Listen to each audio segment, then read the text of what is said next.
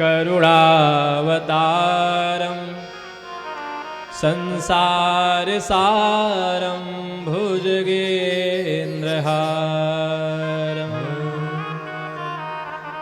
सदा वसन्तं हृदयारविन्दे भवं भवानी सहितं नमामि। मनोजवं मारुततुल्यवेगं जितेन्द्रियं बुद्धिमतां वरिष्ठं वातात्मजं वानरयूथमुख्यं श्रीरामदूतं शरणं प्रपद्ये। श्रीरामदूतं शरणं प्रपद्ये। श्रीरामदूतं शरणं प्रपद्ये।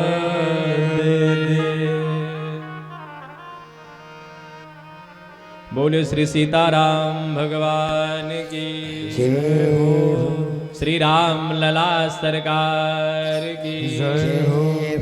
श्री राजा रामचंद्र भगवान की जय हो।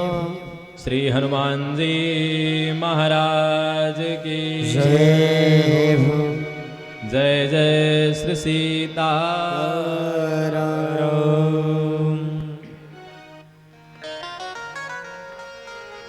परम मंगलमय परात्पर ब्रह्म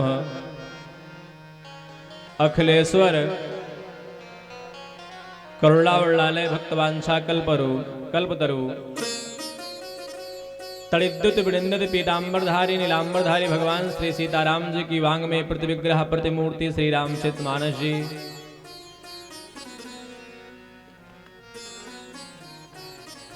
चतुर्वेद स्वरूप अयोध्या धाम से पधारे हुए ब्राह्मण समूह, माता सरस्वती जी की असीम अनुकंपा को लिए हुए मेरे सहयोगी वृंद,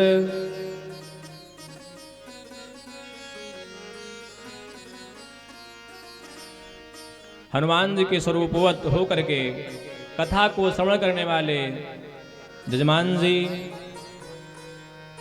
वैस कथा प्रांगण में विराजमान प्रबुद्ध श्रेष्ठ समस्त श्रोतागण, आप सभी के अंतस्थ हृदय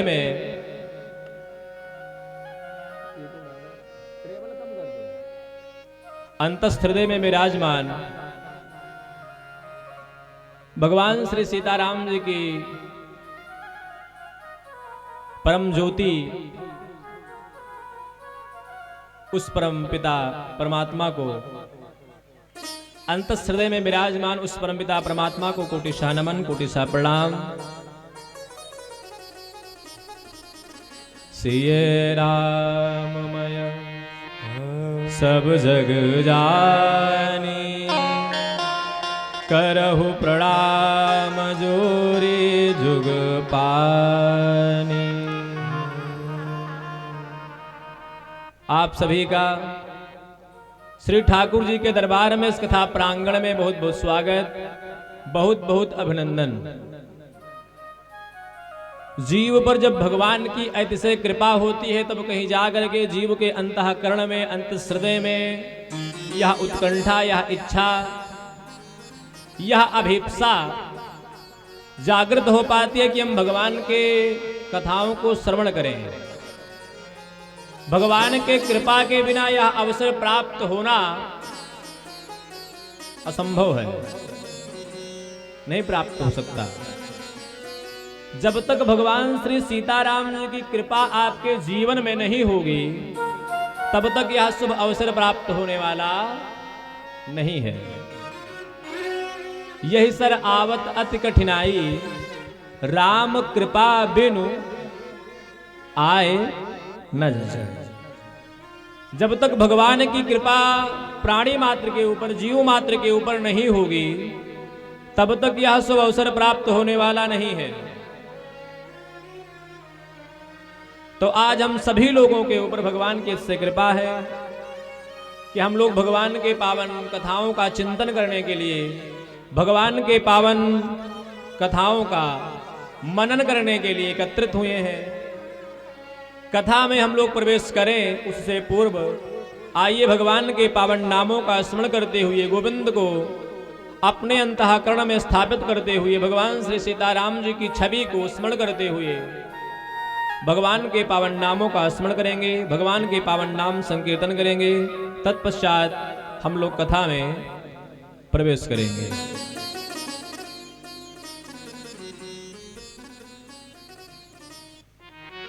लगा लो प्रेम से नारा,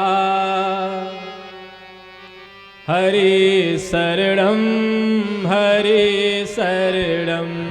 लगा लो प्रेम से नारा, हरि शरणम हरि शरणम। लगा लो प्रेम से नारा, हरि शरणम हरि शरणम।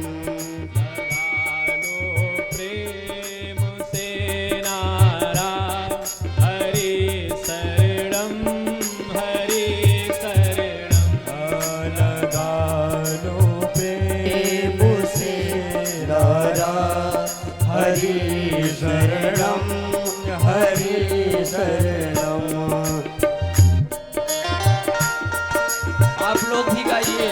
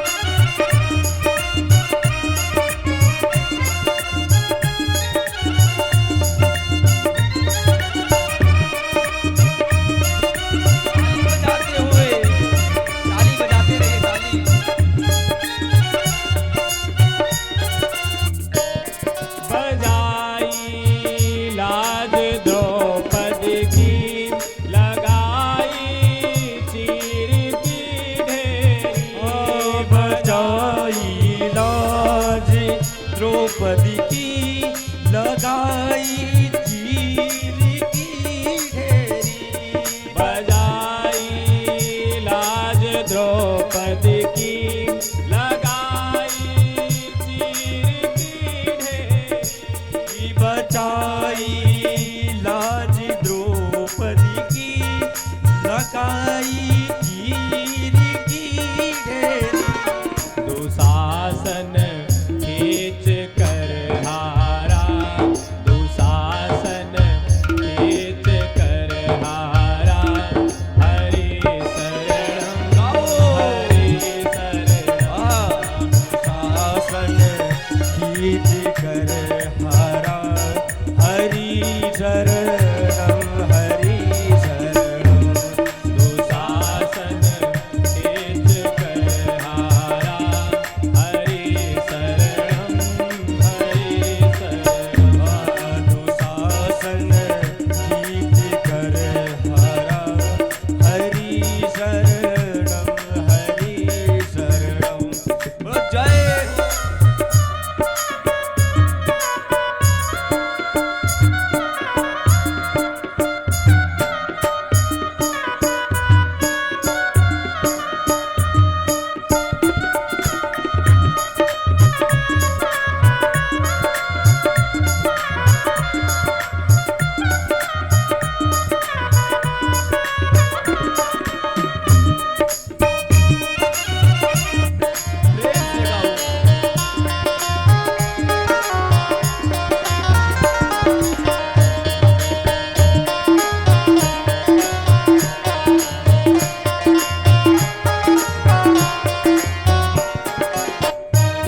पड़ी जब भीड़ भक्तों पर, हुई थी धर्म की हानि।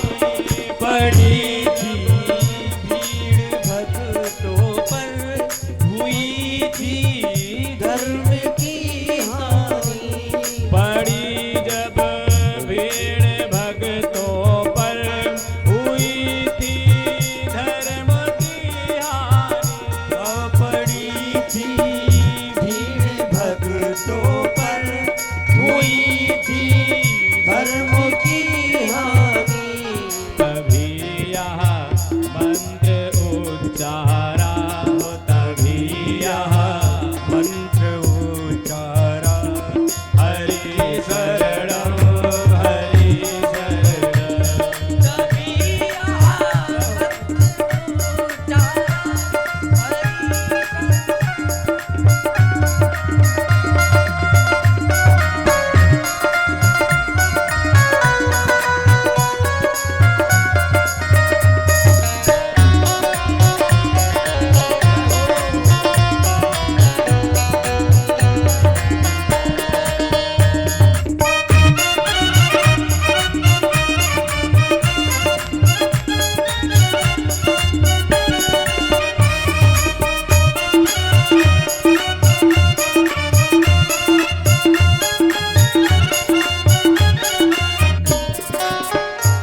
तुम्ही गुरुदेव पितु माता, तुम्ही भक्तों के सुखदाता। तुम्ही गुरुदेव पिते माता। तुम्ही भक्तों के सुखदाता। तुम्ही गुरुदेव पितु माता, तुम्ही भक्तों के सुखदाता। तुम्ही गुरुदेव पितु माता। तुम्ही भक्तों के सुखदाता। तुम्ही हो विश्व भर तारा, तुम्ही हो विश्व भर तारा। हरि शरणम हरि शरणम। हरि हो विश्व भरतारा। हरि शरणम हरि शरणम।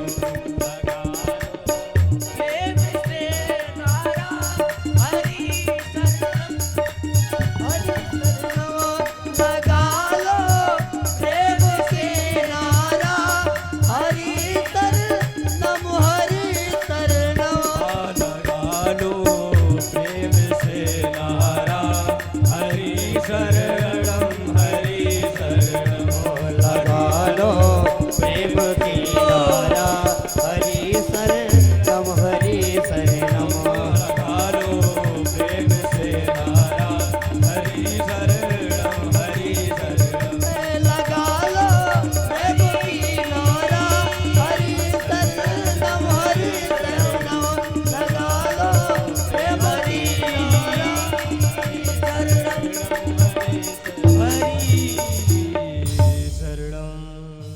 श्री सीताराम भगवान की जय हो। बोले राम लला सरकार की जय हो। बंधुओं, आज हम लोगों को यह शुभ अवसर प्राप्त हुआ है कि हम लोग भगवान के पावन कथाओं का चिंतन करने के लिए एकत्रित हुए हैं। आज राम लला की कृपा से श्री राम कथा का श्रवण करने का, चिंतन करने का, मनन करने का अवसर प्राप्त हुआ है। भगवान की कृपा के बिना यह अवसर प्राप्त नहीं होता। तो आज हम सभी लोगों को यह अवसर प्राप्त हुआ है। आइए हम लोग इधर उधर की बात ना करते हुए सीधा ग्रंथ में प्रवेश करते हैं, क्योंकि विलंब भी हो चुका है। कलश यात्रा में ही विलंब हो गया था, फिर कथा प्रारंभ में भी विलंब हो गया। तो आइए हम लोग मानस के ग्रंथ में प्रवेश करते हैं। इस ग्रंथ का नाम है श्री रामचरित क्या चरित मानस। रामचरित्र मानस नहीं, रामचरित मानस। चरित्र मतलब कैरेक्टर, और चरित मतलब कि उनके चरित्रों का समूह, उनके पूरे जीवन का जो समूह है, पूरा जो प्रसंग है, उसका जो संग्रहण किया गया है, उस ग्रंथ को हम कहते हैं चरित मानस। रामचरित्र मानस के प्रारंभ में पूज्यपाल श्री गोस्वामी तुलसीदास जी महाराज लिखते हैं कि वर्णानामर्थ संघाना रसानां छन्दसामपि मंगलानां च कर्तारौ वंदे वाणी विनायको।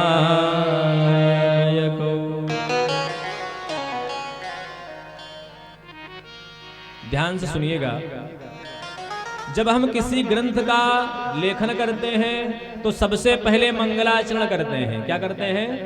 मंगलाचरण। अच्छा, ग्रंथ में मंगलाचरण 3 बार किया जाता है। कब कब? 3 बार, आदि, मध्य और अंत में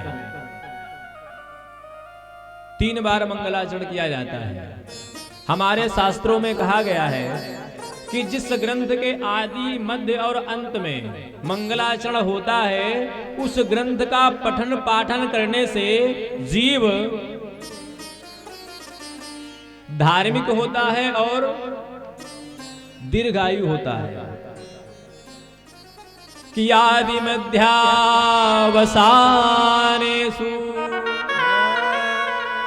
यस्य ग्रंथस्य मंगलम्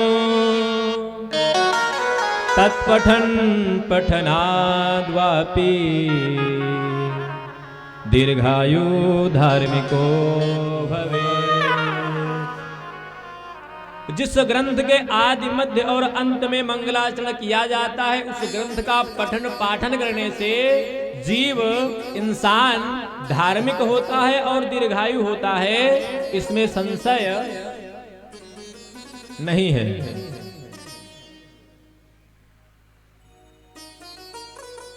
तो इसमें तो आदि में बड़ा सुंदर मंगलाचरण किया है। और ध्यान से सुनिएगा,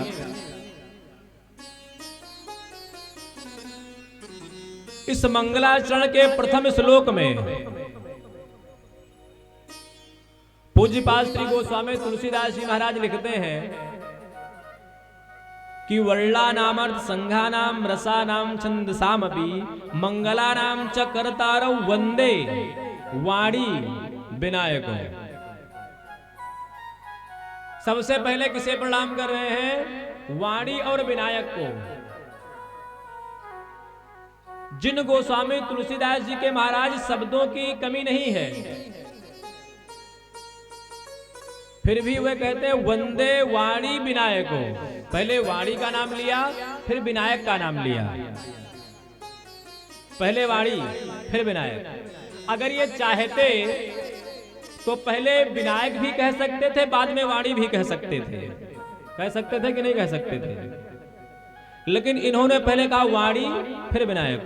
क्यों? बातें दोनों कर सकते थे वो, लेकिन फिर भी इन्होंने कहा कि वंदे वाणी विनायको। पहले सरस्वती जी का नाम लिया अर्थात वाणी का, फिर विनायक का। क्या संकेत करें? ध्यान से सुनिएगा। मानस में 4 वक्ता हैं। कितने वक्ता? 4।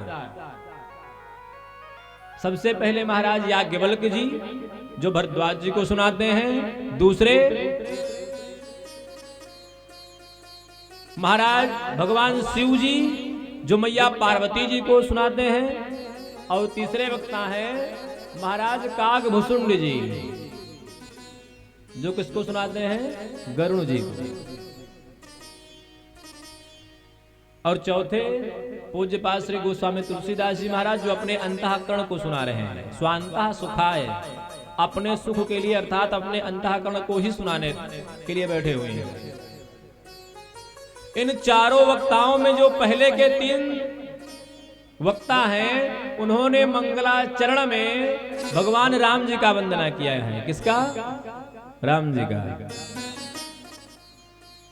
याज्ञवल्क्य जी कहते हैं कि प्रणव वो स्वई रघुनाथा, प्रणव स्वई कृपाल रघुनाथा, प्रणव वो स्वई कृपाल रघुनाथा, प्रणव स्वई कृपाल रघुनाथा, वर्णव विशद, वर्णव विशद, वर्णव विशद, वर्णव विशद, जस गुण गाथा, प्रणव स्वई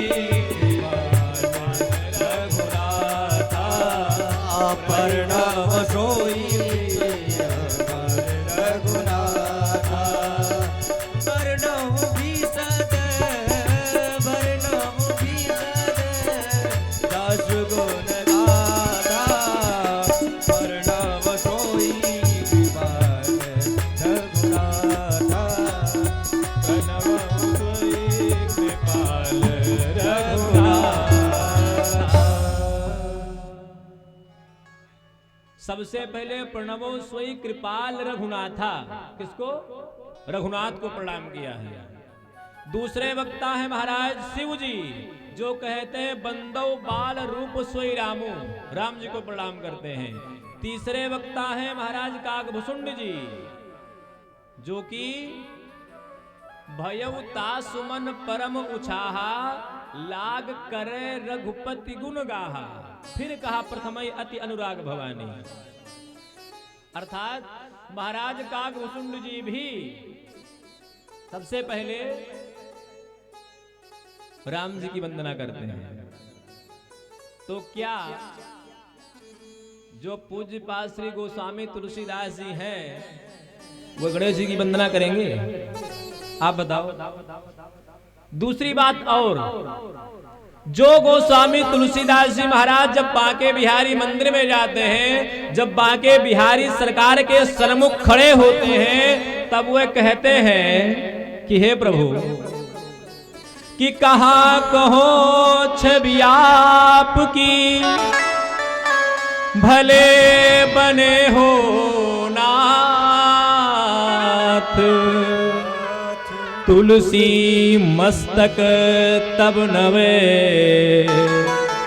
जब धनुष बाण लो हाथ। हे बांके बिहारी सरकार, जब आपके विग्रह के सामने आपके इन हाथों में, आपके इस विग्रह में जब आपके हाथों में धनुष बाण आ जाएगा तभी मैं आपको प्रणाम करूंगा। जिन गोस्वामी तुलसीदास जी महाराज की निष्ठा अपने आराध्य के प्रति, अपने इष्ट देव के प्रति इतनी है कि बांके बिहारी सरकार के सन्मुख कहते हैं कि हे कन्हैया, जब आपके इन हाथों में मुरली की जगह पर धनुष बाण आ जाएगा तभी मैं प्रणाम करूंगा। क्या ऐसे गोस्वामी तुलसीदास जी महाराज अपने इष्ट देव के ग्रंथ में भगवान गणेश जी का स्तुति करेंगे? आप बताइए, चिंतन कीजिए। और देखते ही देखते बांके बिहारी सरकार के उन हाथों में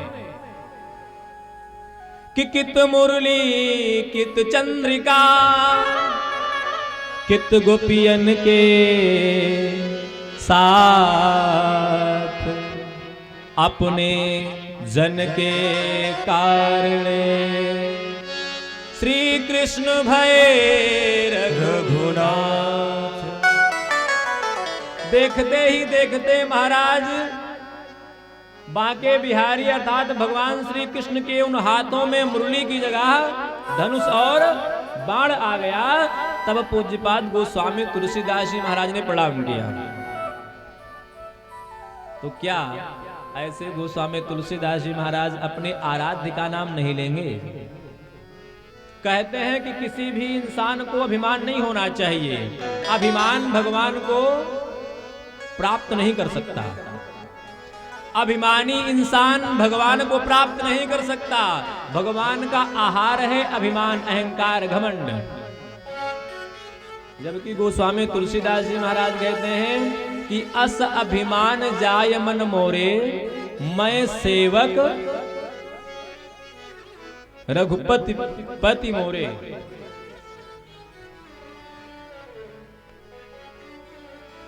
गोस्वामी तुलसीदास जी महाराज अपने इष्ट देव पर घमंड कर रहे हैं, अभिमान कर रहे हैं, जबकि अहंकार इंसान को नष्ट कर देता है। फिर भी गोस्वामी तुलसीदास जी महाराज यहां पर लिखते हैं,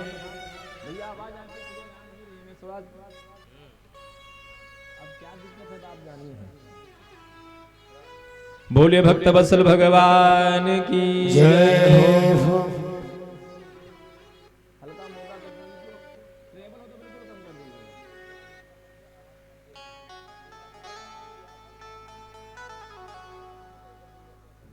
बोलिए भक्त वत्सल भगवान की जय हो।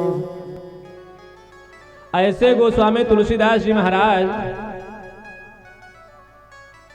लिखते हैं कि वर्णानाम अर्थ संघानाम रसानाम छंदसामवे मंगलानाम च करतारो वंदे वाणी विनायको। क्यों कहा? इसका एक वजह है। अच्छा है, चाहते तो गणेश जी का नाम लेते पहले और सरस्वती जी का नाम बाद में, लेकिन नहीं लिया। क्यों? क्योंकि जब हम गौरी शंकर भगवान को प्रणाम करते हैं, जब हम सीताराम को प्रणाम करते हैं, जब हम राधे श्याम को प्रणाम करते हैं, तब इष्ट देवी का नाम पहले होता है और इष्ट देव का नाम बाद में। सीताराम, राधे श्याम, गौरी शंकर आदि आदि। तो यहां पर ये संकेत कर रहे हैं कि मैं शास्त्र के अनुकूल चलते हुए मैं शास्त्र का खंडन नहीं कर रहा। अच्छा, शास्त्र कहता है कि सबसे पहले गणेश जी को प्रणाम करो, सरस्वती जी को प्रणाम करो, तो ये कह रहे हैं कि मैं शास्त्र का खंडन भी नहीं करूंगा और अपने इष्ट देव को छोड़ूंगा भी नहीं। क्या कह रहे हैं कि सीताम संभवाम वाणी रामांसेन विनायकम, सीता रामांश संभूतो वंदे वाणी विनायको। शास्त्र के हिसाब से संकेत कर दिया कि मैं भगवान गणेश जी का भी नाम ले रहा हूं। मैया पार्वती जी का भी नाम, मैया सरस्वती जी का भी नाम ले रहा हूँ, लेकिन भाव इनका है कि जो वाणी है वह श्री जानकी जी हैं और जो विनायक है वह मेरे राघव सरकार हैं।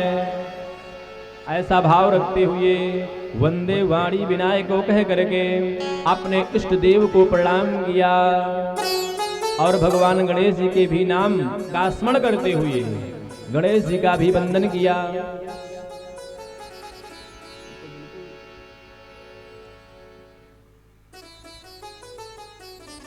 आइए भगवान का कोई भजन स्मरण करते हैं, उसके बाद फिर कथा आगे प्रवेश करेंगे।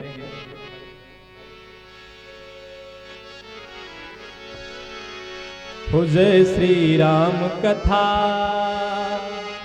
हो जय श्री राम कथा, हो जय श्री राम कथा, हो जय श्री राम कथा, जय श्री राम कथा कि जय श्री राम कथा। इसी श्रवण कर मिट जाती है, कथा श्रवण कर मिट जाती, जन्म जन्म की विधा। जय श्री राम कथा, जय जय राम कथा, ओ जय जय राम कथा कि जय श्री राम कथा।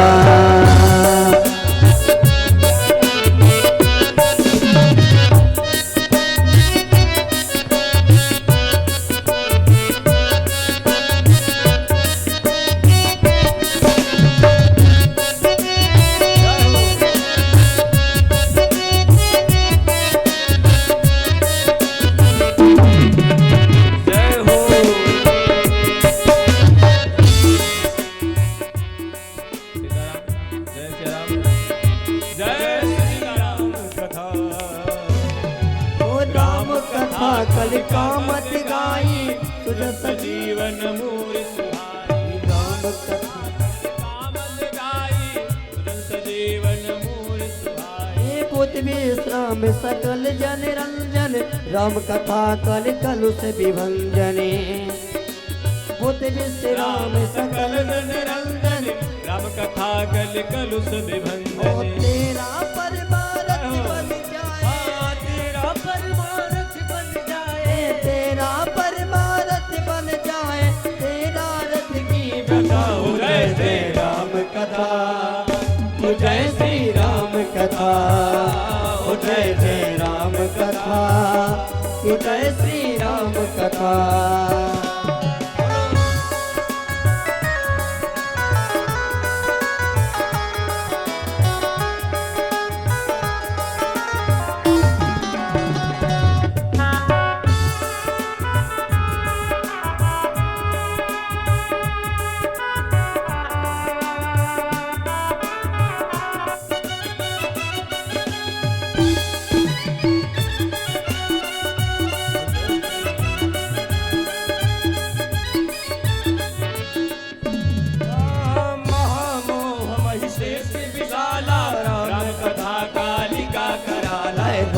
कथा कालिका कराला, राम कथा कालिका कराला। राम कथा सस किरण समाना, संकट दूर करई दे पाना। संकट दूर करे नाना, संकट दूर करे नाना। आप ही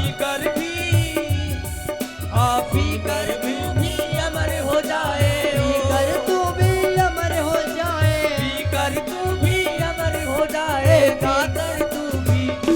जय जय राम कथा, ओ जय श्री राम कथा, ओ जय जय राम कथा, ओ जय श्री राम कथा, जय जय राम कथा, जय श्री राम कथा, ओ जय जय राम कथा, ओ जय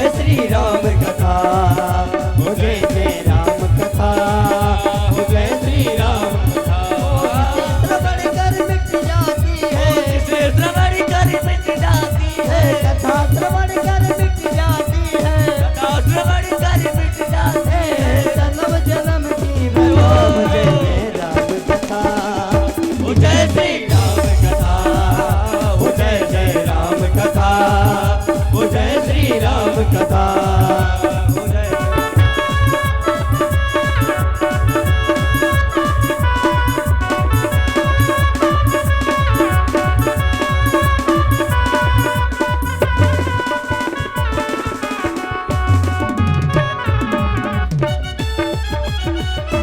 ताली बजाते हुए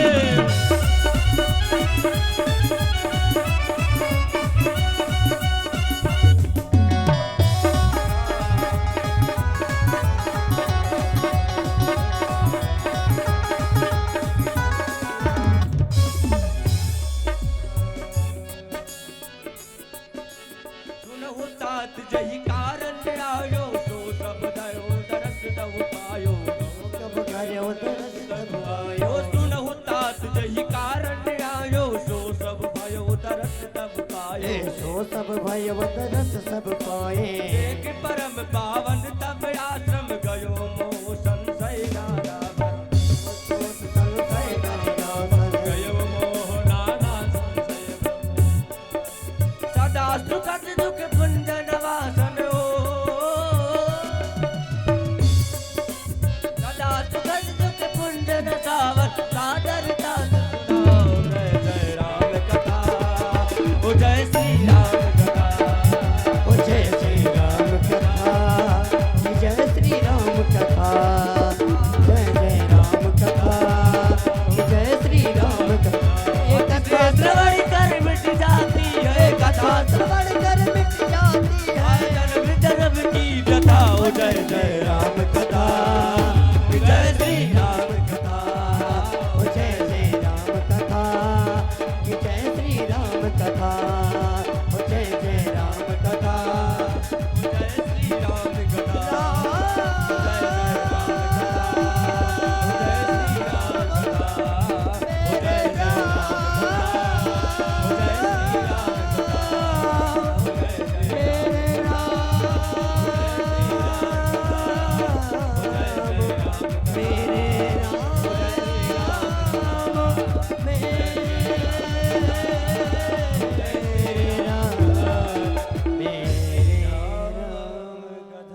बोले श्री सीताराम भगवान की जय हो। मैं क्या कह रहा था कि गोस्वामी तुलसीदास जी महाराज प्रथम श्लोक में माता सीता जी के स्वरूप का ध्यान करते हुए शास्त्र का अनुसरण करते हुए माता सरस्वती जी का नाम लिया, वाणी कहा, और भगवान राम जी के स्वरूप का ध्यान करते हुए विनायक शब्द का प्रयोग किया, अर्थात विशेष नायक जो सामान्य नायकों के तरह ना हो, जो सभी नायकों के तरह ना हो, विशेष नायक हो, अर्थात राम जी। जब राज्य की बात आती है तो हम कहते हैं कि राजा राम जी के जैसा शासक कोई नहीं हुआ। राम जी का ध्यान करते हुए वंदे वाणी विनायक को कह करके प्रणाम किया। और दूसरे श्लोक में ध्यान दीजिएगा, दूसरे श्लोक में क्या कहते हैं कि भवानी शंकरो वंदे श्रद्धा विश्वास स्वरूपिणो याभ्याम बिना न पश्यन्ति सिद्धा स्वान्तस्थमीश्वरम्।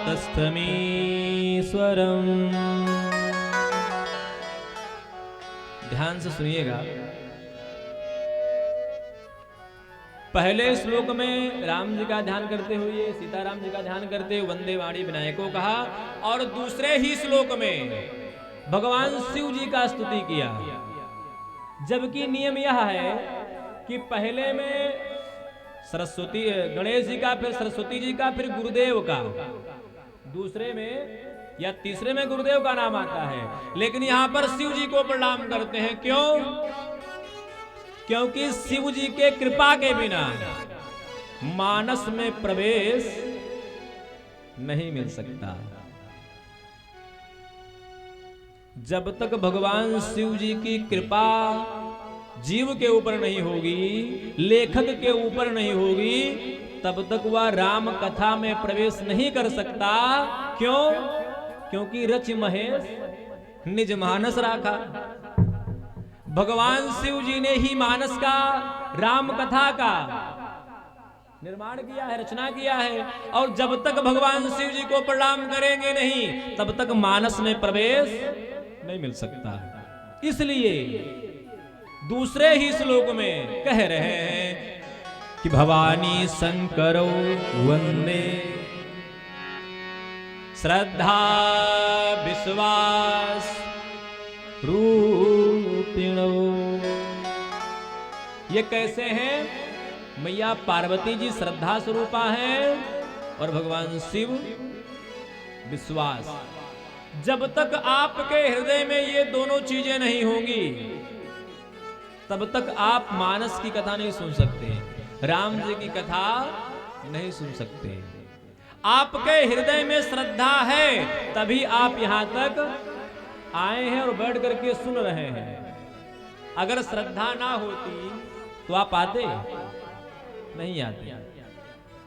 तो ये यहां से हमें समझना चाहिए कि आपके हृदय में श्रद्धा होना अति आवश्यक है। साथ में श्रद्धा तो तुरंत बन जाती है, लेकिन महाराज जो विश्वास होता है ये जल्दी नहीं पनपता है, जल्दी किसी के ऊपर नहीं होता है। विश्वास स्वरूप कौन है? भगवान शिव जी। भगवान शिव जी का और मैया पार्वती जी का यहां पर वंदना किया। शिव जी का वंदना करने के बाद में तीसरे श्लोक में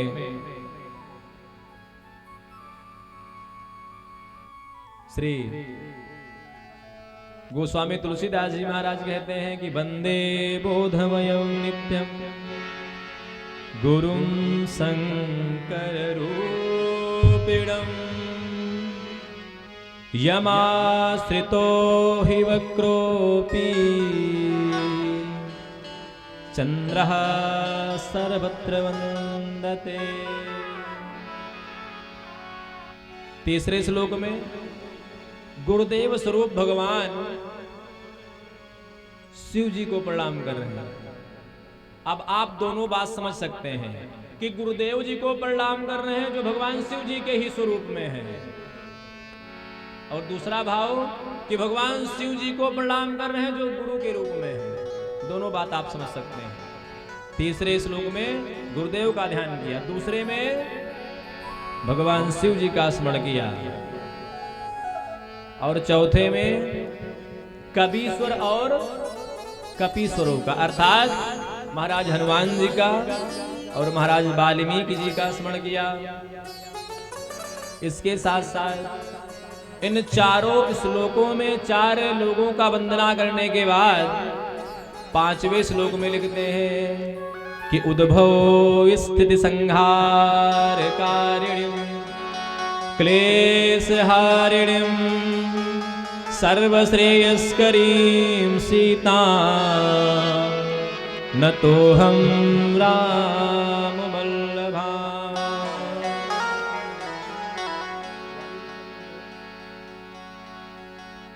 नतोऽहं राम वल्लभा। अच्छा, एक बात और विचार कीजिएगा, इसके पहले जो चार श्लोक हैं उसमें कहा है वंदे वाणी विनायको भवानी शंकरो वंदे वंदे बोधमयं नित्यम वंदे विशुद्ध विज्ञानो। किसी भी श्लोक में अहम शब्द का प्रयोग नहीं किया, कि किया है? नहीं किया। लेकिन जब पांचवें श्लोक में श्री जानकी जी का स्मरण करते हैं, श्री जानकी जी की स्तुति करते हैं, तब कहते हैं न तो हम राम वल्लभान अहम न तो, मैं नतमस्तक होकर के श्री जानकी जी को प्रणाम कर रहा हूं। अहम शब्द का प्रयोग किया, मतलब सीधा सा संकेत है कि पूज्यपाद श्री गोस्वामी तुलसीदास जी को अपने इष्ट देव पर अहंकार है, अपने इष्ट देवी पर अहंकार है। हमारा शास्त्र कहता है कि कभी भी इंसान को अहंकार नहीं करना चाहिए, लेकिन हमारा शास्त्र ये भी कहता है कि जब बात अपने इष्ट देव पर आए, अपने गुरुदेव पर आए, अपने आराध्य देव पर आए, तब अहंकार छोड़ना नहीं चाहिए। जब श्री जानकी जी को प्रणाम किया तब न तो हम राम वल्लभाम, मैं श्री राम वल्लभा को प्रणाम कर रहा हूं, श्री राम जी की प्रिया श्री जानकी जी को प्रणाम कर रहा हूं। इसके बाद जब राम जी को प्रणाम करते हैं कि यन माया वसवर्ति विश्वमखिलम ब्रह्मादि देवासुरा यस्त्वाद मृषे भाति सकलम रज्जौ यथा रहिर्भ्रमा यत्पादप्लवमेकमेव हि भवान् बोधेशते सावतां वन्देऽहं तमशेषकारण परं रामाख्यमीशं हरे। छठवें श्लोक में भी कह रहे हैं कि वंदे हम तमशेष कारण परम रामाख्यमीशं हरि। छठवें श्लोक में राम जी को जब प्रणाम करते हैं तब भी अहम शब्द का प्रयोग करते हैं, अर्थात सीधा सा संकेत है क्या कि असय अभिमान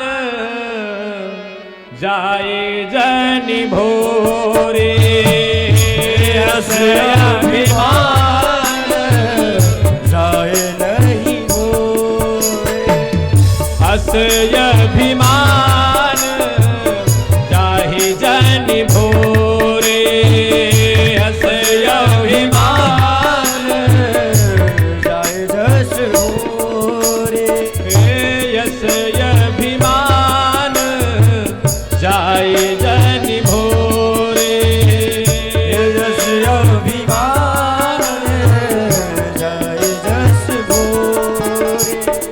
मय सेवक रघुपति पति मोरे, मय सेवक रघुपति पति मोरे, श्री राम जय राम जय जय राम, श्री राम जय राम जय जय राम,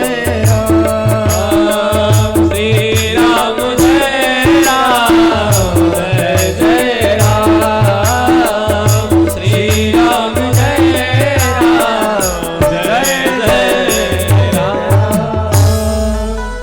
अस अभिमान जाय जनि भोरे, मैं सेवक रघुपति पति मोरे। अर्थात हर एक इंसान को अपने आराध्य देव पर अभिमान होना चाहिए। अगर आपको अपने आराध्य देव पर, अपने इष्ट देव पर अभिमान नहीं है, अहम नहीं है, तो आप अधूरे भक्त हो, आधा भक्त हो, पूर्ण रूप से आप भक्त अभी नहीं हुए हैं। इसलिए हर एक इंसान को अपने आराध्य देव पर, अपने इष्ट देव पर, अपने परमपिता परमात्मा पर अहम होना चाहिए, अहंकार होना चाहिए। आजकल तो महाराज 33 कोटि देवता हमारे यहाँ हैं। कितने? 33। फिर भी लोग पीर बाबा को पूज रहे हैं। अच्छा, हमारे यहाँ हर एक वैरायटी के देवता हैं।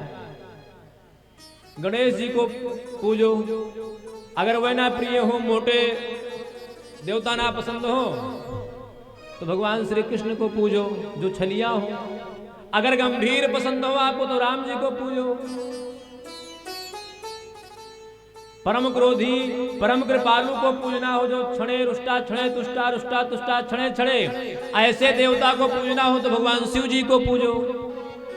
लेकिन 33 कोटि देवता को छोड़ करके आजकल के सनातन धर्म को मानने वाले लोग जाकर के पीर बाबा को पूजते हैं, जिनका पता ही नहीं है कि है कि नहीं है।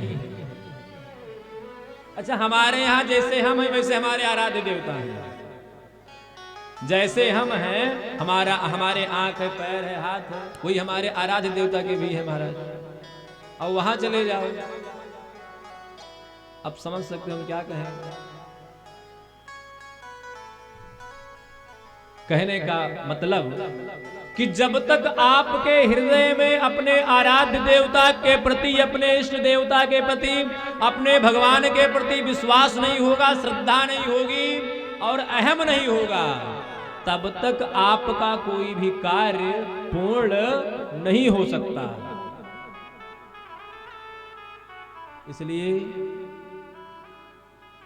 अपने आराध्य देवता को, अपने धर्म को कभी मत छोड़ो। दूसरी बात, एक बात याद रखना, जो अपने धर्म के नहीं हुए, अपने कर्म के नहीं हुए, जैसे किसी के यहां जाओ, अपने भाई को मार करके, अपने भाई को 4 लाठी मारो, अपने पिताजी को 10 लाठी मारो, उसके बाद दूसरे के यहां जाओ और कह दो भैया हम पूर्ण रूप से तुम्हारे हैं, तो क्या कहेगा? अपने बप्पा का नायब है, अपने भाई का नायब है, भैया हमारे नहीं हो। तो अगर आप अपने आराध्य को छोड़ करके, आप अपने इष्टदेव को छोड़ करके, आप अपने धर्म को छोड़ करके दूसरे रास्ते पर जाओगे, तो सामने वाला यही सोचेगा कि जब अपने को नहीं हो तो हमारे क्या होगा। आने तो जो दे रहे हैं ले लो, अल्लाह तुम्हारी भलाई। इसलिए कभी भी अपने धर्म को, अपने संस्कृति को, अपने नियम को नहीं छोड़ना चाहिए। अच्छा, हमारा धर्म भी देखिए, कई शाखाएं हैं, एक शाखा नहीं कई शाखाएं। धर्म तो एक है, सनातन धर्म, लेकिन इसकी जो शाखाएं हैं कई है महाराज। जैसे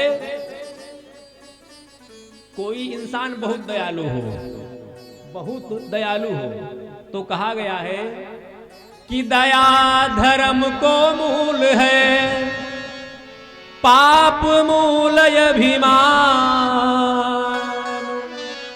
तुलसी दया न छाड़िए, जब तक घट में प्राण। जब तक, अगर आप बहुत दयालु हैं तो हमारा शास्त्र कहता है कि आप दया को छोड़िए मत, दयावान बने रहिए। इसी एक शाखा से आप सनातन धर्म के जड़ तक पहुंच जाएंगे, अर्थात परम पिता परमात्मा से मिल जाएंगे।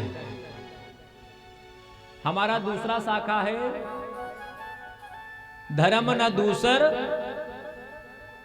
सत्य समाना, आगम निगम पुराण बखाना। जो दूसरी शाखा है वह है सत्य। अगर आप बहुत सत्य प्रतिज्ञ हैं तो आप दूसरी शाखा को पकड़ने में मत लगो, सत्य को ही पकड़ लो। जब आप सम्यक प्रकार से, ठीक प्रकार से सत्य को पकड़ लोगे तो धीरे धीरे उस शाखा से जड़ तक पहुंच जाओगे, अर्थात परमपिता परमात्मा तक पहुंच जाओगे, सत्य सनातन धर्म तक आप पहुंच जाओगे। तीसरी शाखा है परहित सरिस धर्म नहीं भाई, पर पीड़ा सम नहीं अधमाई। जो तीसरी शाखा है वह है परहित सरिस। अगर आपको ये अच्छा लगता है कि हम दूसरे का हित करें, दूसरे को दुख ना दें, तब भी आप भगवान तक पहुंच जाओगे, भगवान के रास्ते तक पहुंच जाओगे, अर्थात सत्य सनातन धर्म के जड़ तक पहुंच जाओगे। आप विचार कीजिए, पूज्यपाद श्री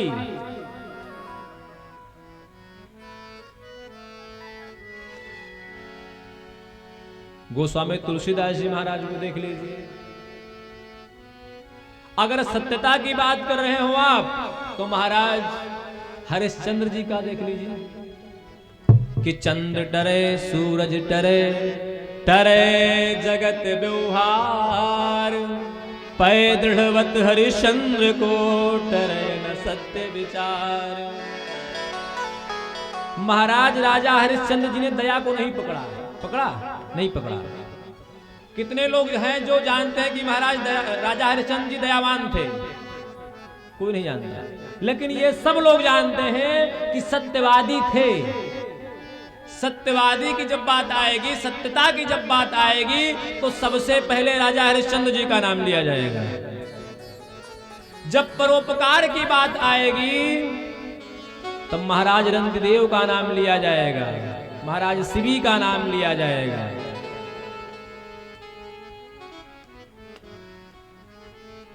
कहने का अभिप्राय कि किसी भी एक शाखा को पकड़ लीजिए आप, भगवान के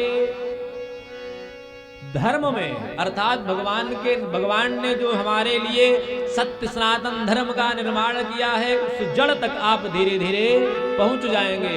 लेकिन विडंबना आज की तो यह है कि 33 कोटि देवता को छोड़ करके चले हैं सब लोग चद्दर चढ़ाने। हमें नहीं कह रहे हैं, आप अन्यथा मत लीजिएगा, लेकिन याद रखना जो अपने माँ बाप का नहीं हुआ, अपने भाई का नहीं हुआ, तुम्हारा क्या होगा? जो अपने धर्म का नहीं हुआ, तुम्हारा क्या होगा? यही वो सोचते हैं। जब भी बात आए आपको अपने आराध्य देवता पर, तो आपको अहंकार करना चाहिए। अपने इष्ट देवता पर, अपने आराध्य पर विश्वास होना चाहिए। अपने इष्ट देवता पर, अपने आराध्य के प्रति श्रद्धा होनी चाहिए। तभी आप कोई काम करेंगे तो उसमें सफलता मिलेगी, 100% मिलेगी। महाराज आगे लिखते हैं गोस्वामी तुलसीदास जी महाराज कि इन सबको प्रणाम करने के बाद मैं जिस ग्रंथ को लिखने जा रहा हूं, उस ग्रंथ का जो भी उद्देश्य होगा वह शास्त्र के अनुकूल होगा, शास्त्र के सम्मत से होगा। मैं अपने मन से कोई भी बात नहीं लिखूंगा। क्या कह रहे हैं कि नाना पुराण निगमा गम सम्मतम यद रामायणे निगदितं क्वचिदन्यतोऽपि स्वान्तः सुखाय तुलसी रघुनाथ गाथा भाषा निबद्ध मति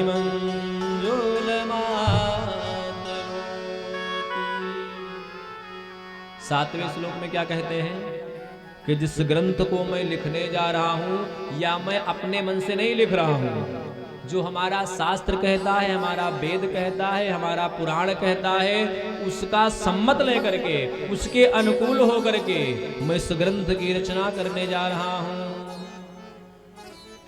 कि गावत वेद पुराण अष्टदश, गावत वेद पुराण अष्टदश, छयव शास्त्र सब ग्रंथन को रसे। छयव शास्त्र सब ग्रंथन को रस। मुनि जन धन संतन को सरे, मुनि जन धन संतन को सरवस। सारे अंश सम्मत सब ही की, सारे अंश सम्मत सब ही की।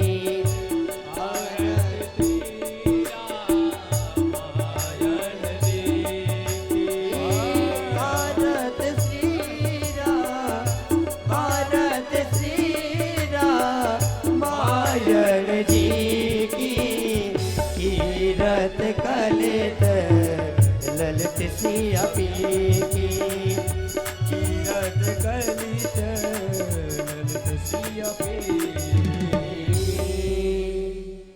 बोले भक्त वत्सल भगवान की जय हो। गावत वेद पुराण अष्टदश, छयो शास्त्र सब ग्रंथन को रस। मुनि जन धन संतन को सरबस। जो इसमें लिख रहे हैं वो क्या है?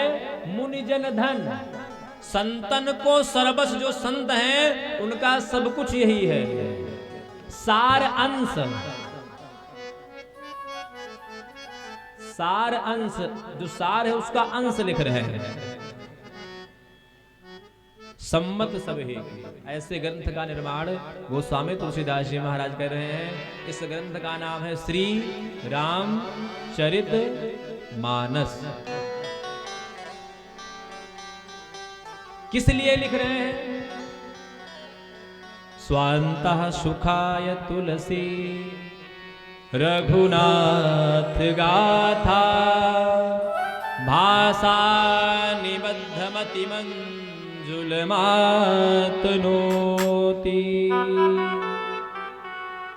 जो लिख रहे हैं अपने अंतःकरण के सुख के लिए। ध्यान देना,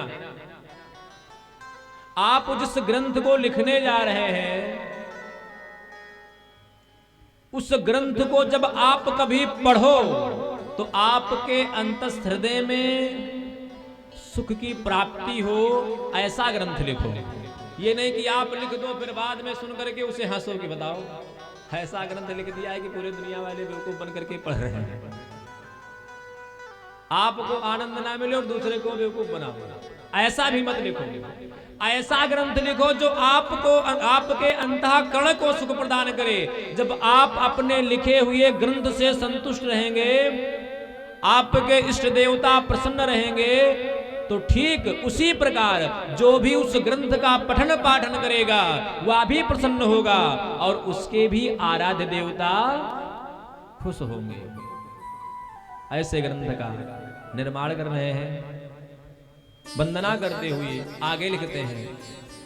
एक बार और मैं निवेदन करूं, ग्रंथ में 4 चीजों का वर्णन होता है। किसका किसका?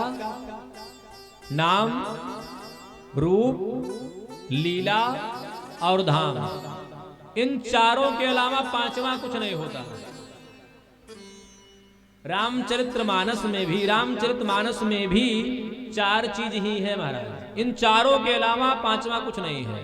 पहला नाम, दूसरा रूप कि भगवान का स्वरूप कैसा है, तीसरा लीला, चरित्र कौन कौन सा किए हैं, लीला कौन कौन सा है, और चौथा धाम कि रामस्य नाम रूपं च लीला धाम परात्परम् एतच्चतुष्टय नित्यम् सच्चिदानंद विग्रहम्। तो इस ग्रंथ में 4 चीजों का ही वर्णन किया गया है। नाम क्या है? मंगल भवन अमंगलहारी। भगवान का नाम मंगल भवन अमंगलहारी, उमा सहित जहि जपत पुरारी। रूप क्या है? नीलांबुजस्यामल कोमलांगम सीता समारोपितवाम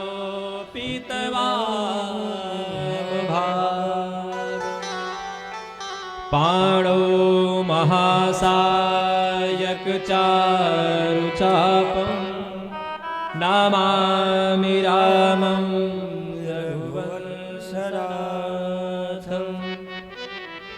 भगवान के स्वरूप का वर्णन किया कि भगवान का रूप कैसा है। तीसरा लीला, मंगल करन कलमल हरन तुलसी कथा रघुनाथ की। चौथा धाम, अयोध्या के बारे में वर्णन किया।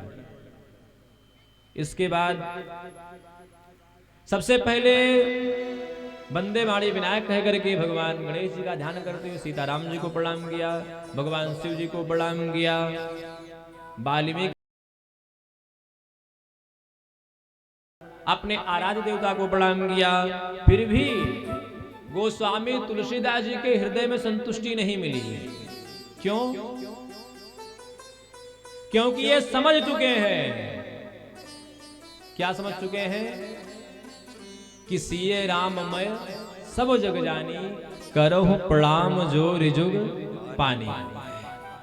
सबको प्रणाम किया, यहां तक महाराज कि पुनः भगवान गणेश जी की वंदना किया, फिर भगवान गुरुदेव का वंदना किया, भगवान नारायण का वंदना किया, और यहां तक क्या कहें, संत असंत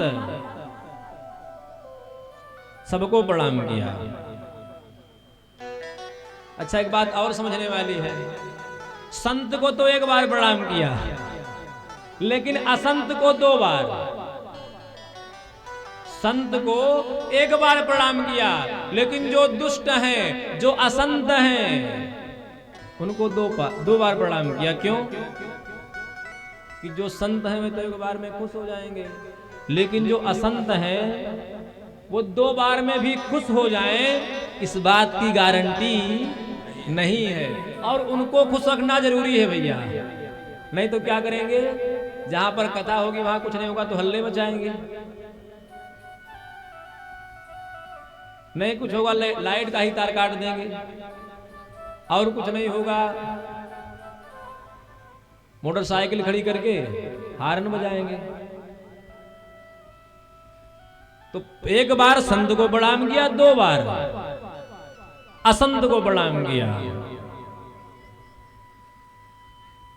कि बहुरी बंद खल गन सति भाई, जे बिनु काज दाहिने बाए। असंत को प्रणाम किया, जे बिना काम के ही दाहिने बाएं घुमा करते कि महाराज कहाँ इनका, कहां से परेशान कर दो, सबका ध्यान करते हो, सबको प्रणाम किया महाराज। इसके बाद भगवान श्री सीताराम जी के परिवार का वंदना किया, महाराज दशरथ जी का वंदना किया, महाराज जनक जी का वंदना किया है, मैया कौशल्या जी के सहित 3 रानियों का वंदना किया है। सबको प्रणाम करते हुए 4 भाइयों को प्रणाम किया है, फिर श्री जानकी जी को पुनः प्रणाम किया। कह रहे हैं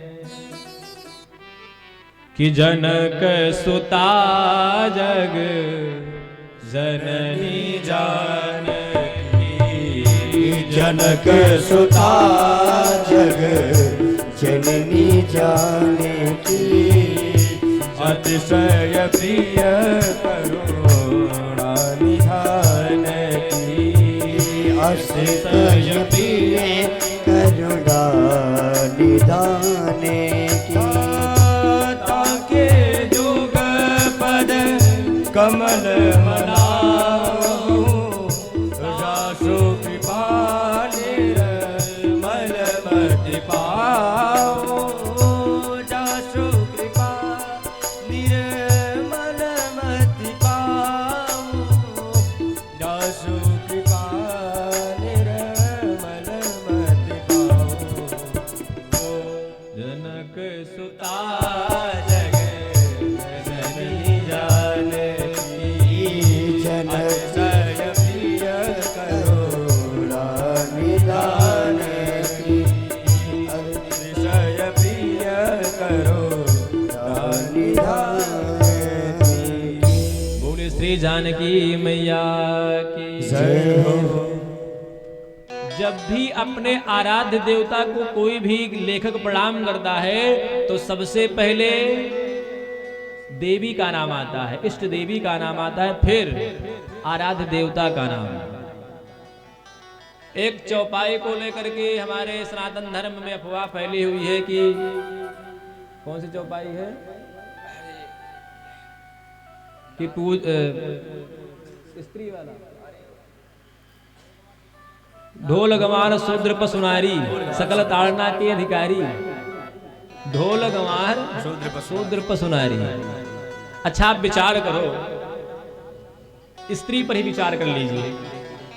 अगर ये बात सही होती, इन चारों के लिए कही गई होती, जिस लाइन में स्त्री को रखा उसी लाइन में शूद्र को भी रखा, अलग तो नहीं किया, उसी लाइन में शूद्र भी है, उसी लाइन में ढोल भी है, उसी में पशु भी है। एक पर ही आप विचार कर लीजिए, तीनों को विचार मत कीजिए, स्त्री पर ही विचार कर लीजिए। अगर स्त्री हमारे लिए ताड़ना के अधिकारी होती, लोग अर्थ लगाते हैं कि मारने के अधिकारी है, अगर इसलिए इसकी अधिकारी होती तो क्या हमारे सनातन धर्म में ये कहा जाता कि यस्तु नार्यस्तु पूजन्ते रमन्ते तत्र देवता, जहां पर स्त्रियों का पूजन होता है, जहां पर नारियों का पूजन होता है, देवता वहां पर रमण करते हैं, ये कहा जाता? नहीं कहा जाता। जब भी हम अपने आराध्य देवता को प्रणाम करते हैं, पुरुष और स्त्री को साथ में प्रणाम करते हैं, उसमें सबसे पहले स्त्री का नाम लिया जाता है। ताड़ना का मतलब है उनका ध्यान देना। ताड़ना का मतलब, अच्छा एक बात बताओ, ढोल पीटने से बजेगा? जितने लोग यहाँ पर बैठे हुए हैं, सबको ढोल दिया जाए कि भैया आप पीटो, तो सब पीट लेंगे। और बजाने को कहो तो कितने लोग बजा पाएंगे? हाथ उठाओ। और पीटने को कहो तो सब पीट देंगे। कहने का मतलब कि जब आप उसका संगत करके उसको सीखेंगे, उसके अनुकूल चलेंगे, ढोल बजाने का तरीका होता है, उसका ध्यान रखना होता है। ताड़ने का मतलब नहीं कि सीधे भैया पीटना शुरू कर दो, काम खत्म। हमारा सनातन धर्म कहता है, हमारे ग्रंथ कहते हैं, हमारे ग्रंथ के कवि कहते हैं कि जब भी अपने आराध्य देव और आराध्य देवी को प्रणाम करने की बात आए, तब सबसे पहले आप अपने आराध्य देवी को प्रणाम करें। वह देवी भी एक स्त्री है। क्या है? स्त्री। तो क्या मारने वाली बात सही हो सकती है? जब प्रणाम करने की बात की जा रही हो, पुरुष से पहले स्त्री का नाम लेने के लिए बोला जा रहा हो, गौरी शंकर भगवान, सीताराम भगवान, राधे श्याम भगवान, लक्ष्मी नारायण, तो क्या वहां पर मारने वाली बात सही हो सकती है? मारने वाला अर्थ सटीक बैठ रहा है? नहीं बैठ रहा है। कहने का अभिप्राय कि किसी भी शब्द का अर्थ निकालने से पहले उस पर विवेचन करें, मंथन करें, चिंतन करें कि किसने लिखा है, कब लिखा है, किस भाव से लिखा है, फिर उसका अर्थ निकालेगा। यहां पर पूज्यपाद श्री गोस्वामी तुलसीदास जी महाराज ने श्री जानकी जी को प्रणाम किया। फिर पहले जानकी जी को प्रणाम करने के बाद अब राम जी को प्रणाम कर रहे हैं कि पुनि मन बचन करम रघुनायक, पुनि मन बचन करम रघुनायक, चरण कमल बंधव सब लायक, चरण कमल बंधव सब लायक, राजीव नयन, राजीव नयन धरे धनुषायक, भगति विपति भंजन सुखदायक, भगत विपति भंजन सुखदायक। श्री राम जय राम, जय जय राम, श्री राम जय राम, जय जय राम, श्री राम जय राम, जय जय राम, श्री राम जय राम, जय जय राम। बोले श्री सीताराम भगवान की जय हो। जिस ग्रंथ में यह लिखा हुआ है कि ढोल गवान शूद्र पशु नारी, उसी ही ग्रंथ में जब स्त्री को प्रणाम करना होता है तो पुरुष से पहले प्रणाम करते हैं। उस ग्रंथ का कभी आप अनुचित अर्थ मत निकालने का प्रयास कीजिएगा, अर्थ को अनर्थ मत कीजिएगा, समझने का प्रयास कीजिएगा।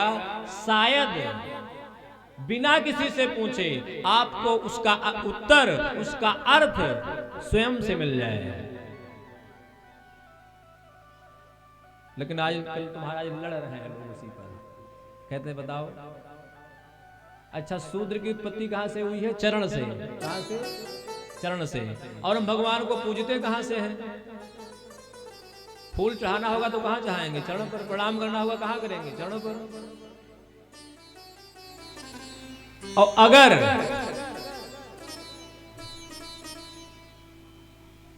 एक बात हमेशा याद रखना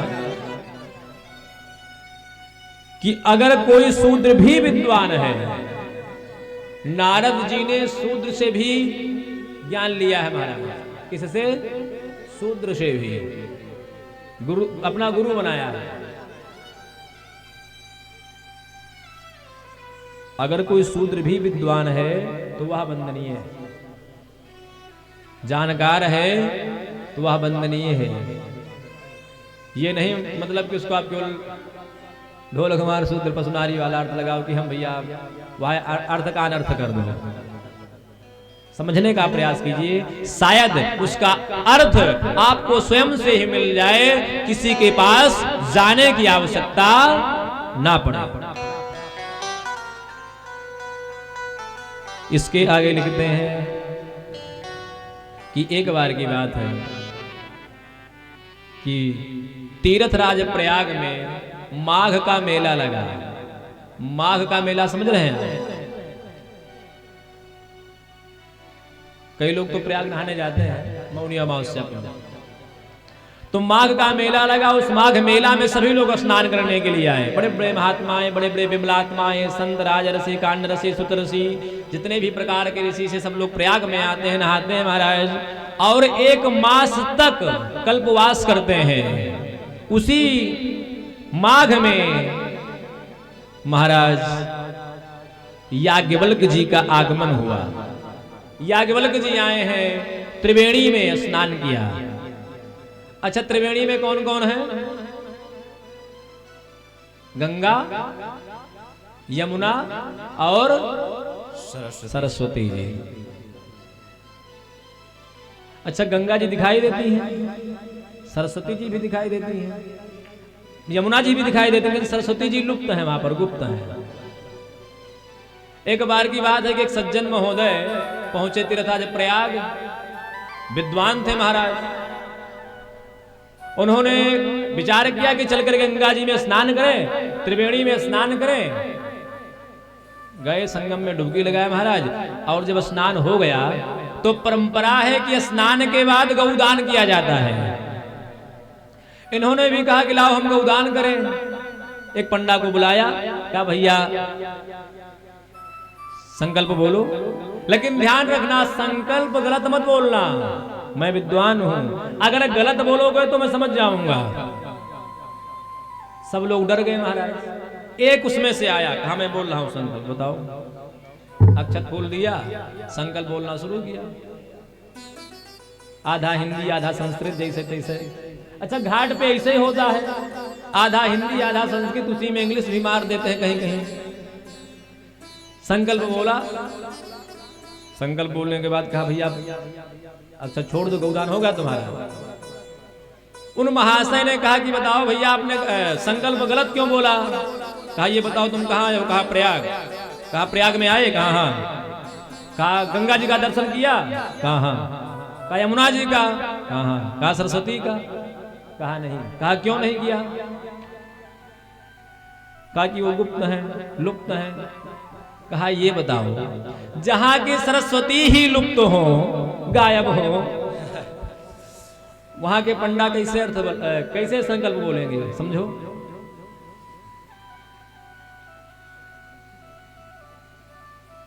तीर्थराज प्रयाग में आज बड़े बड़े संत आए हैं, बड़े बड़े विमलात्मा आए हैं, बड़े बड़े राज ऋषि, कान ऋषि, श्रुत ऋषि आए हैं महाराज। देव ऋषि स्नान करते हैं। स्नान करने के बाद संकल्प करते हैं, गौदान करते हैं। तत्पश्चात जाते हैं बेनी माधव सरकार का दर्शन करते हैं, अक्षय वटराज का दर्शन करते हैं।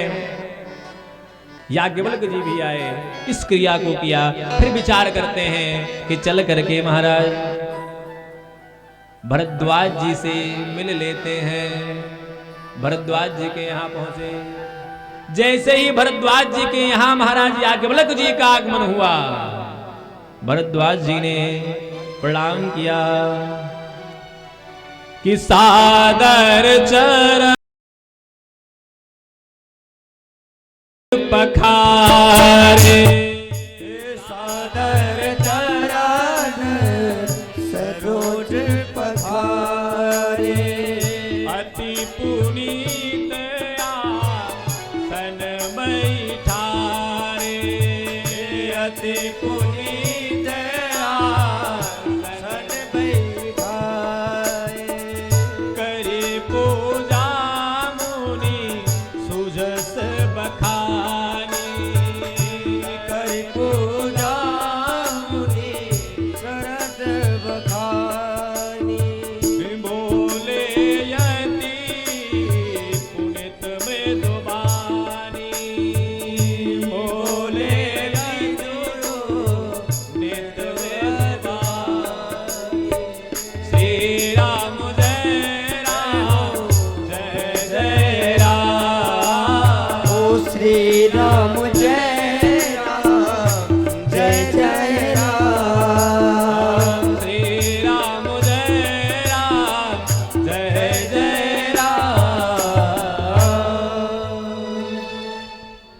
बोले श्री सीताराम भगवान की जय हो। भरद्वाज जी समझ गए कि हमारे यहाँ आने वाला अतिथि कोई सामान्य नहीं है, याज्ञवल्क जी महाराज हैं। यह याज्ञवल्क जी ब्रह्मा जी के अवतार हैं। किसके? ब्रह्मा जी के। एक बार की बात है कि याज्ञवल्क जी बचपन अवस्था में ही महाराज साकल्य जी के यहां पढ़ने गए। तो पढ़ रहे थे आपस में गुरु परंपरा के अनुसार। अनर्थ देश के राजा कल्पवास करने के लिए आए। तो राजा आए कल्पवास करने के लिए। महाराज साकल्य ऋषि के आश्रम में कुटिया में जितने भी छोटे छोटे बच्चे पढ़ते थे, उन बच्चों से कहते थे कि तुम जाओ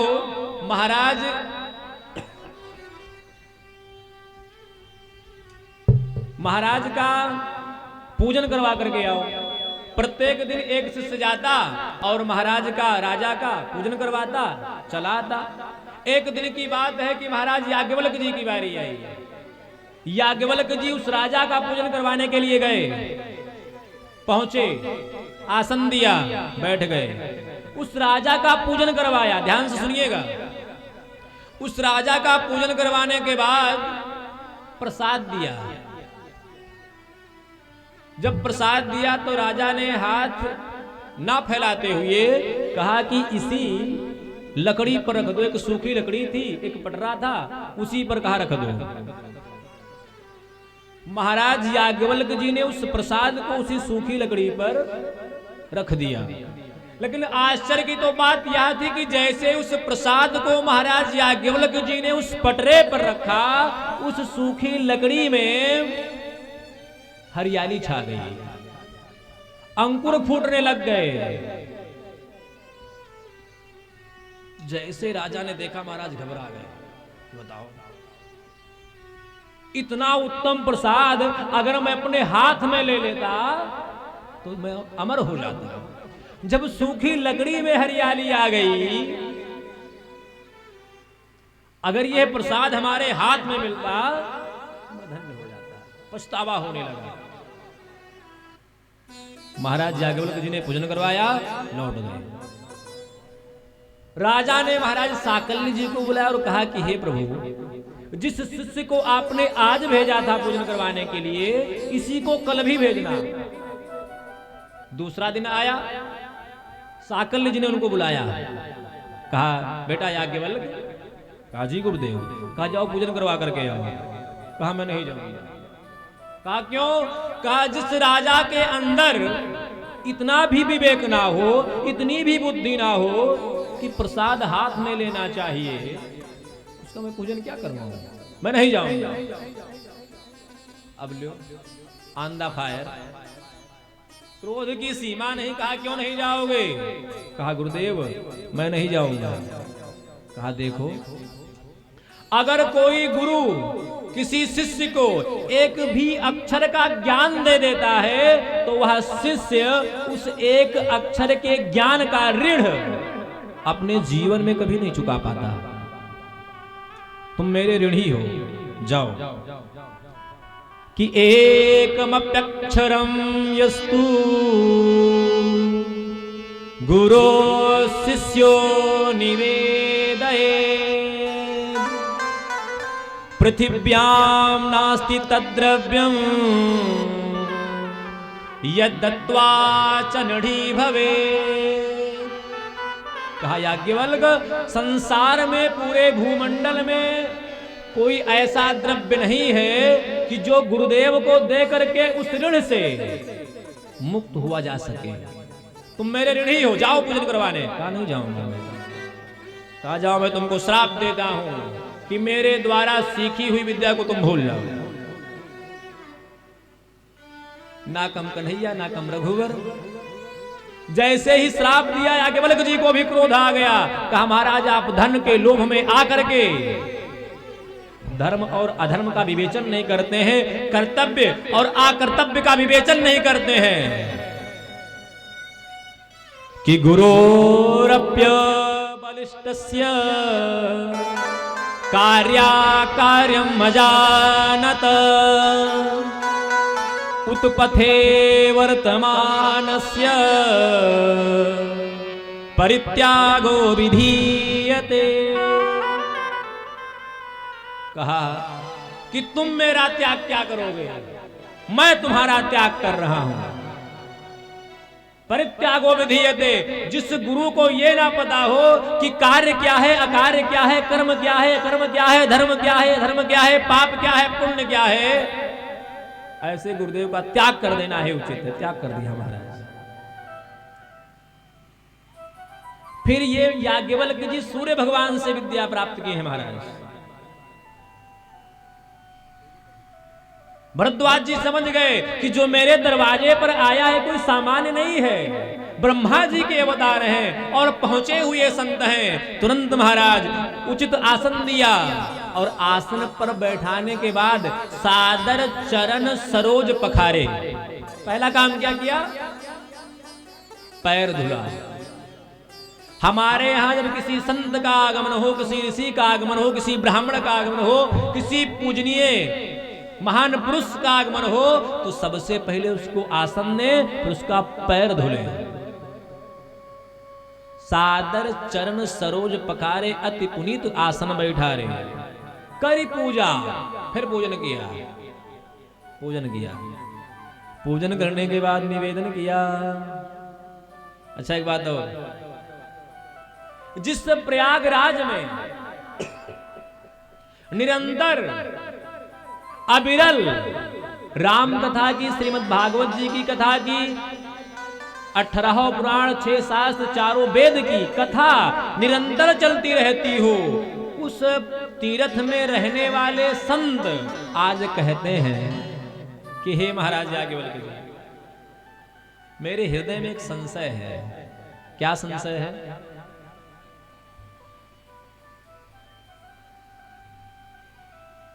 कि नाथ एक संशय बड़ मोरे, नाथ एक संशय बड़ मोरे, करगत वेद तत्व सब तोरे, करगत वेद तत्व सब तोरे। श्री राम जय राम जय जय राम, श्री राम जय राम जय जय राम, श्री राम जय राम जय जय राम, श्री राम जय राम जय जय राम, ओ श्री राम जय राम जय जय राम, श्री राम जय राम जय जय राम, ओ श्री राम जय राम जय जय राम, श्री राम जय राम जय जय राम।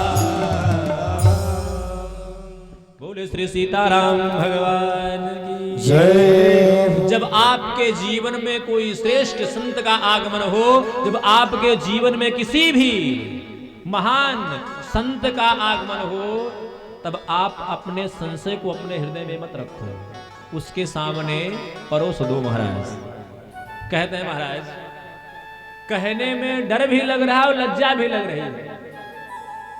लज्जा इसलिए लग रही है कि तीर्थराज प्रयाग में मेरा निवास है, कि जहां पर अविरल कथा की धारा प्रवाहित होती रहती है, और भय इसलिए लग रहा है कि जिस प्रश्न को मैं पूछने आपसे जा रहा हूं, वही बात मैया पार्वती जी ने भगवान शिव जी से पूछा था। लेकिन भगवान शिव जी ने कहा था कि एक बात नहीं मोह सुहानी, यद्यपि मोह बस कहो भवानी। हे भवानी, एक बात तुम्हारी अच्छी नहीं लगी हमें। अच्छा, प्रश्न वही है, इसलिए डर लग रहा है।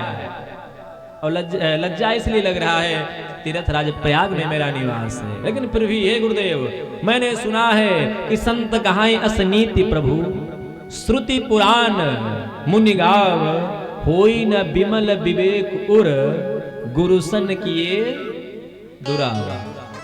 अपने गुरुदेव से कभी दुराव नहीं करना चाहिए। इसलिए हे नाथ, मैं आपसे पूछता हूं कि आप यह बताओ कि राम कौन है? राम के बारे में बताओ। बड़ा सुंदर प्रश्न किया। इस प्रश्न का उत्तर महाराज याज्ञवल्क जी ने दिया है। आगे की कथा हम लोग कल की कथा में श्रवण करेंगे कि किस प्रकार से कल महाराज याज्ञवल्क जी उत्तर देंगे, कौन सा प्रसंग सुनाएंगे, किस प्रकार से उत्तर देंगे, क्या उत्तर देंगे। उस उत्तर से महाराज भरद्वाज जी को संतुष्टि मिलेगी कि नहीं मिलेगी, इसके बारे में हम लोग कल सुनेंगे। इतनी कथा कह करके वाणी को विश्राम। कथांते कीर्तनम, कथा के बाद में कीर्तन करना चाहिए। कीर्तन क्या है? संपुट। किसी भी चीज का पाठ करते समय हम संपुट लगाते हैं, पहले और बाद में। जब हम संपुट लगा देते हैं तो ऐसी मान्यता है कि वह कर्म, वह पाठ सुरक्षित हो जाता है। जो संपुट का मंत्र होता है, वह मंत्र हमारे उस पाठ का, उस कथा का सुरक्षा करता है। उसका फल निष्फल कभी नहीं होता। तो आइए हम लोग भगवान के पावन नामों का संकीर्तन करेंगे। तत्पश्चात हम लोग आरती करेंगे और आरती के बाद आप लोग विशेष सूचना सुनेंगे। तत्पश्चात अपने अपने स्थान पर। श्री राम जय राम, जय जय राम। ओ श्री राम जय राम, जय जय राम। श्री राम जय राम, जय जय राम। श्री राम जय राम, जय जय राम। श्री राम जय राम, जय जय राम। श्री राम जय राम, जय जय राम। श्री राम जय राम, जय जय राम। श्री राम जय राम, जय जय राम। श्री राम जय राम, जय जय राम। श्री राम जय राम, जय जय राम। श्री राम जय राम, जय जय राम। श्री राम जय राम, जय जय राम। जय जय राम, बोलो जय जय राम।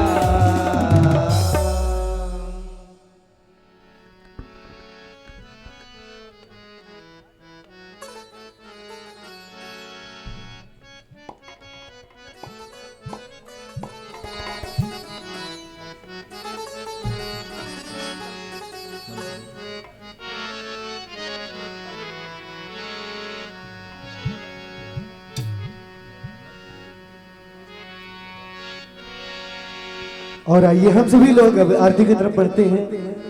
तो हमारे आचार्य जी से निवेदन है कि आप सभी लोग आरती की व्यवस्था की जाए और सभी लोग अपने स्थान पर खड़े हो जाएं। हम सभी लोग अब आरती की तरफ बढ़ेंगे और कल से निवेदन है कि आप सभी लोग समय से कथा में जरूर पधारें और अपने इस मानव जीवन को धन्य बनाएं। तो सभी से निवेदन है कि आप सभी लोग समय से 6 बजे। ओम हरि ओम। गुंहवी प्रजननं दे असुर शरीर गुंजरमगण कुसदे आत्मसने प्रजासने वसुधरि लोकसन्य भयसने अग्निं प्रजां बहुलां मे करोद्वन्दं पयूरेतु अस्मासु दत्ता। सभी लोग ताली की सेवा करते हुए आरती गाएंगे। जय श्री राम। हे राजा राम तेरी आरती गाओ। हे राजा राम तेरी आरती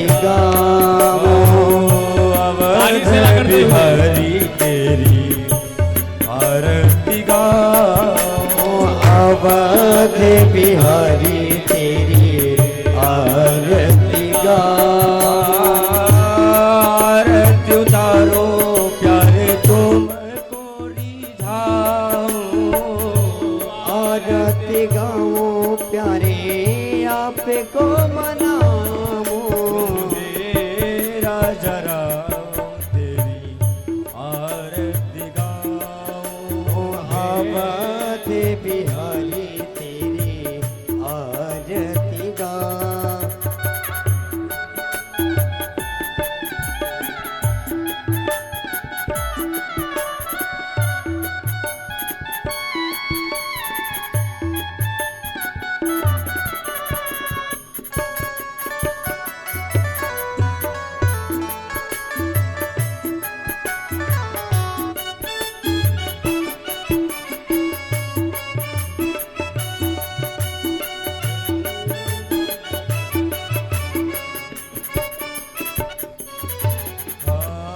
कनक सिंहासन रजत है जोड़ी कनक सिंहासन राजत जोड़ी दशरथ नंदन जनक किशोरी दशरथ नंदन जनक किशोरी दशरथ नंदन जनक किशोरी यह छवि अपने मन में बसाओ हे राजा राम तेरी आरती उतारो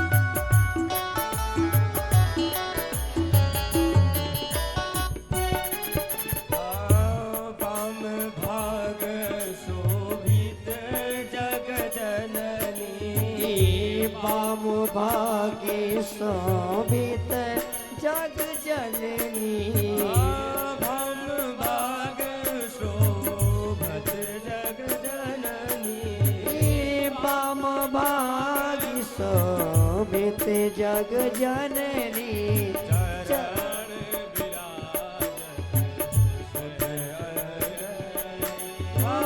चरण विराजते सुत जननी के चरणों में मैं शीश नवाऊं हे राजा राम तेरी आरती उतारो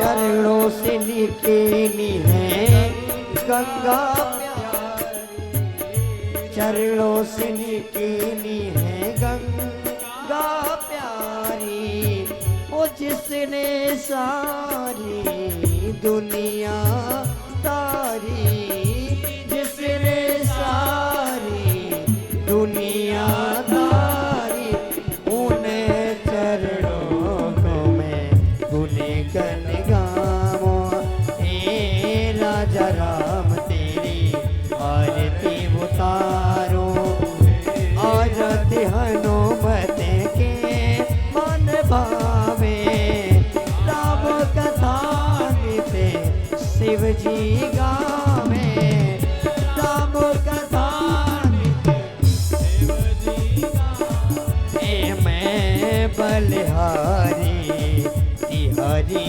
जामो हे राजा राम तेरी